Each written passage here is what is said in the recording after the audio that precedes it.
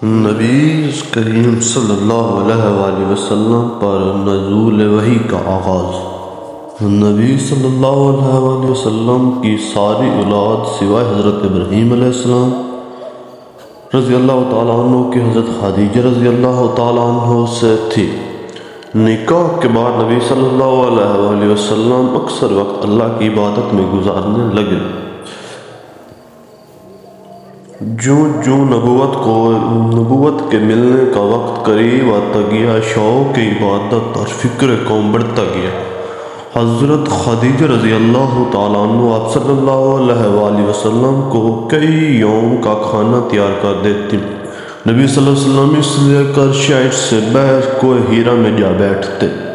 جب آپ صلی اللہ علیہ وآلہ وسلم کی عمر مبارک 40 برس پورے ہو چکی تو ایک دن حضرت جبرائیل علیہ السلام غار ہیرا میں تشریف لائے۔ جیسا کہ بخاری وسلم میں حضرت عائشہ رضی اللہ تعالیٰ عنہ سے مروی ہے کہ رسول اللہ صلی اللہ علیہ وسلم غار ہیرا میں تھے کہ آپ کے پاس اللہ کی طرف سے فرشتہ آیا اور اس نے آ کر آپ سے کہا پڑھیے۔ آپ صلی اللہ علیہ وآلہ وسلم نے فرمایا۔ فرشتے نے دوسری مرتبہ آپ صلی اللہ علیہ وآلہ وسلم کو زور سے دبایا، پھر وہ الفاظ لہرائے، آپ نے پھر وہی جواب دیا۔ تیسری مرتبہ حضرت جبرائیل علیہ السلام نے زور سے دبا کر کہا۔ حضرت جبرائیل علیہ السلام کا پیغام دے کر رخصت ہوئے۔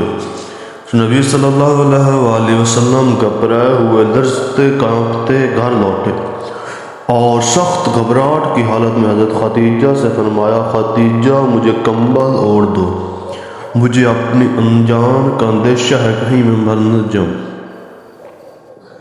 دانا اور غمگسار بیوی پوچھتی ہیں، اے میرے آقا آپ صلی اللہ علیہ وآلہ وسلم، نبی صلی اللہ علیہ وآلہ کو کیا ہو گیا؟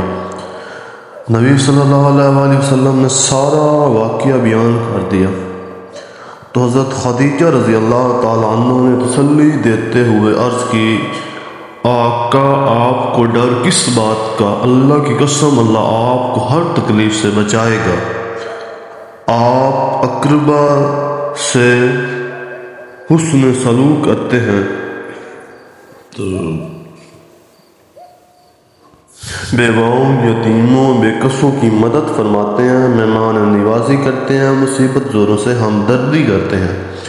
اس کے بعد حضرت خدیجہ رضی اللہ تعالیٰ عنہ حضور اکرم صلی اللہ علیہ وآلہ وسلم کو ساتھ لے کر تورات انجیل کے ایک بہت بڑے عالم ورقہ بن نوفل کے پاس گئی اور سے کہا، اے چچا کے بیٹے، اپنے بھتیجے محمد صلی اللہ علیہ وآلہ وسلم کی بات سن۔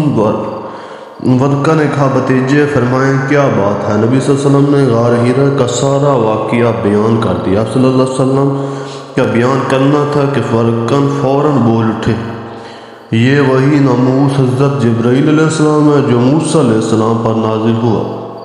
پھر بڑی حسرت سے کہنے لگے، کاش میں اس وقت تک زندہ رہتا، کاش میں اس وقت تک جوان ہوتا جب تیری قوم تجھ کو یہاں سے نکال دے گی۔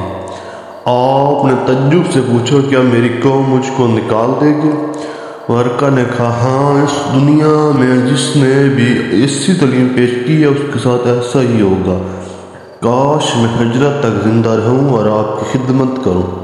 اس واقعے کے چند دن بعد حضرت ورقہ بن نوفل عالم حقیقی سے جا ملے۔ ماشاءاللہ۔